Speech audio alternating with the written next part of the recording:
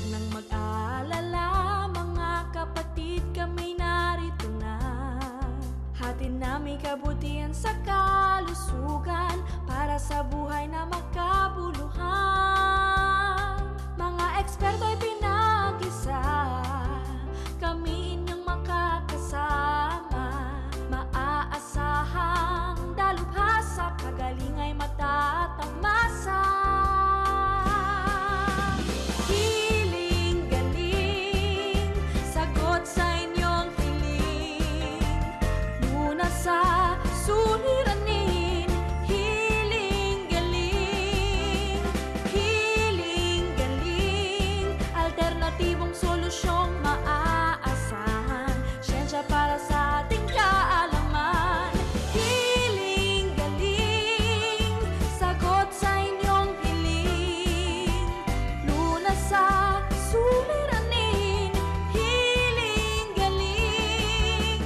Hiling-galing, alternatibong solusyong maaasahan. Siyensya para sa ating kaalaman. Hiling-galing.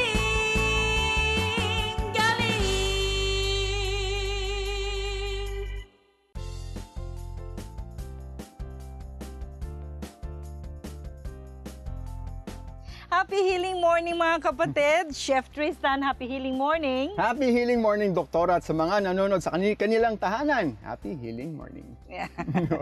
Happy kami pero malungkot ng konti. Ito na po ang huling araw namin dito sa napakagandang La Luz Beach Resort sa San Juan, Batangas. Bilang bahagi nga po ng Lakbay Kalusugan series ng Healing Galing sa TV. Ako, speaking of lakbay kalusugan, Doktora, kailangan po ay malakbay natin ang buong bayan ng San Juan. Dapat lang. Oo naman, at mamimili pa po tayo ng mapasalubong at mga kakainin at kayo pong manilibre. At marami pa. Opo. Sa ako magagas. Opo naman. Okay. Bukod dyan, Chef, no, sa mga industriya ng pangingisda po dito sa ating lugar sa San Juan, dito sa Batangas, dahil nasa tabing dagat nga po sila, no, marami pa po pala tayong dapat na mga makitang kabuhayan ng ating mga kapatid dito, gaya ng paggawa ng palayok. Ayan.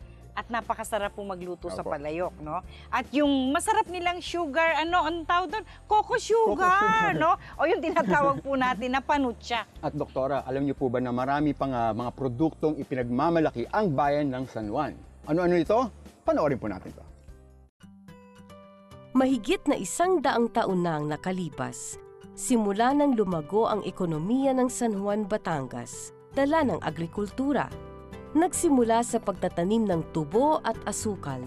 Ang bayan ng San Juan ay tuluyang umunlad dahil sa pagtatanim ng nyog at pag-aani ng kopra na inaangkat ng bansang Pransya noong taong 1890. Lumago ang industriyang ito at karamihan sa mga angkang namuno at nagpalakad ng San Juan noon, gaya ng angkang Perez, Marasigan at Trevino, ay nagpatayo ng kanilang malalaking bahay na siyang pumapalibot sa bayan hanggang ngayon. Kasama ito sa tinatawag na Bolboc Heritage ng San Juan. Ang Bolboc Heritage Group ay isang organisasyon. It's a private organization na nabuo nung early 2010, 2011. Kami isang grupo ng mga heritage advocate na ang tanging layunin namin ay buhayin muli ang heritage ng San Juan, Batangas. Meron kaming mga proyekto or ibang mga activities na aligned or sang-ayon rin sa activities ng iba't ibang heritage groups. Kauna-unahang project ng Bolboc Heritage ay ang San Juan Heritage Tour na comprised of different sites and heritage houses, religious locations, such as the Senyor as well as the Church of San Juan. Kino-cover rin namin ang mga ibang architectural sites na dito rin sa San Juan. Sa ngayon, it's the heritage tour na nandito pa lamang sa poblasyon. But eventually, tinitingnan na rin namin ang mga natural wildlife sites, na dito rin matatagpuan sa San Juan, Batangas. Mangrove tour, where tourists are to take the boat ride around the river of San Juan. Then we also have the bird watching and the caves. Meron kaming lambanog, meron rin kaming panutsa, meron kaming palayok. In fact, they have already made a festival around it, which we call Lambayok, which happens every January. And of course, the fiestas. No? Meron kaming parada ng Santa Cruzan, the normal Santa Cruzan. The fiesta happens on the 16th, but the fiesta happens the whole month long of May. Maraming salamat po sa Bayan ng San Juan sa pagtanggap ninyo, sa buong Hiling Galing team at sa pag-tour sa amin sa napakaganda po ninyong lugar, no, dito sa Batangas. And speaking of Coco Sugar, Chef, Yes po, Dr. alam mo ba na ang sugar ay may connection sa kondisyon ng ating central nervous system? Talaga po, Dok? Habang kinakain mo yung panutsa, no? Ayon po sa pag-aaral, ang pagkakaroon ng low blood sugar ay nakakaapekto at nakakapag-trigger ng mga seizures sa sakit na epilepsy. At kasama pa siyempre ng iba pang mga factors yan, no? Tampok po nating kondisyon ito na pangkalusugan sa umagang ito, kaya dyan lang kayo tumutok po. Ayun, speaking of epilepsy, Doktora, ito po bang karamdaman pong itong gagawin natin or ang ating feature po for today ay namamana? O ito po ba yung nakukuha? O may pinipili po ba ito? Edad o kumbaga kasarian? Nakakabahala talaga, di ba, Chef? Pero ang epilepsy, mga kapatid, ay pang-apat na pinaka-common na neurological disorder sa buong mundo. At naapektuhan po nito ang kahit sino at kahit anong edad, no? Walang pinipili po. At isa pa, wala pong cure sa epilepsy. Ang karaniwang ginagawa lamang po ay ang pag-control sa mga seizures para hindi ito madalas na sumusumpong, Chef. Yun. So, speaking of sumpong, Doktora, paano po kung sa kalagitnaan na meron po kayong gagawin or ginagawa, bigla pong atakihin kayo ng epilepsy? Siyempre, yung peligro po nito, hindi natin sabi, di ba? Pwede pong, what if kung mag-isa ka pa po, di ba? Tama ka dyan, Chef, no? Nakakapagpaalala o tawag dito, nakakabahala actually kung ang kamag-anak mo, mahal mo sa buhay ay nag-iisa at susumpungin ito, no?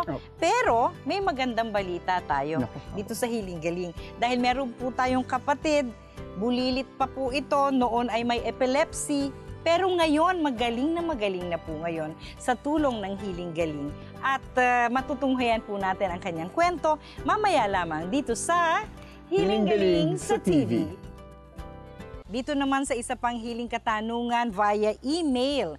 Ang tanong, Dr. E, I have been an epileptic since I was 10. 30 years old na po ako ngayon. Ano po ba ang pwede kong gawin na makakatulong sa pag-prevent ng seizures? Mga katanungang kaugnay sa epilepsy. Sasagutin na ni Dr. E sa pagbabalik yan ng Hiling Galing sa TV.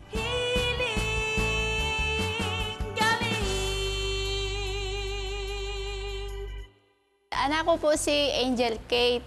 Dati po, labas-pasok po siya sa ospital. Madalas po kasi siyang magkaroon ng ubot sipon.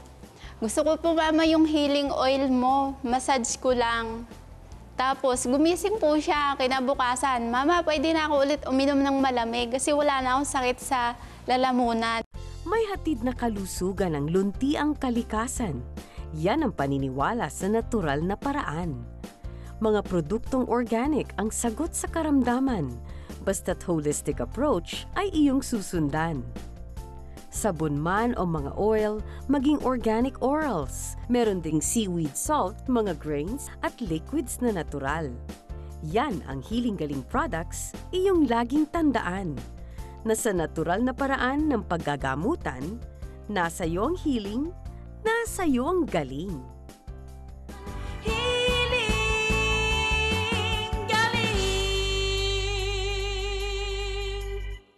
Samahan si Dr. E sa kanyang natural na pagiging healthy ng katawan, puso at isip at pananaw sa mga bagay-bagay sa Radyo 5 at Aksyon TV tuwing Sabado alas 6 hanggang alas 8 ng umaga at tuwing Linggo alas 10 ng umaga hanggang alas 12 ng tanghali. Kasama si Chef Tristan tuwing Linggo mas pinaaga mula alas 7 hanggang alas 8 ng umaga. Hiling Galing sa TV5.